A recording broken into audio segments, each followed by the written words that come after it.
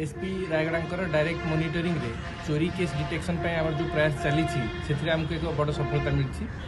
गत 28/3/2024 गोटे day house बर्गलारी होता रिपोर्ट होता यहाँ को आमर IIC Chandili 92 case number register करी सब इन्स्पेक्टर आशुतोष साहू को दिया तार इन्वेस्टिगेशन विदिन 24 आवर्स आमर आक्यूज डिटेन होता ताठू आमर कैश 1.5 लाख टंका 2टी bike ear ring nose ring 1 pair पाउची 11 पेयर पाउची सिल्वर चेन 2टा सिल्वर रिंग 2टा सिल्वर गोड़मुदी 3 पेयर ता सहित बहुत गुड़ाए सिल्वर जिनपतर रिकवरी होती इंट्रोगेशन भितर आमको आहरी आक्यूज 2टी बाइक रिकवरी है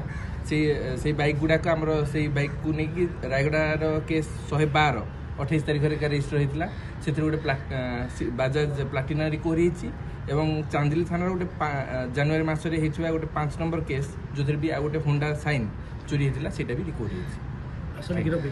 आसामी गोटे जन गिरफ होती सी आज फराड कोर्ट फराड हे आउ जन आब्सकंडेड अच्छी अति शीघ्र आम धरी कोर्ट फराड।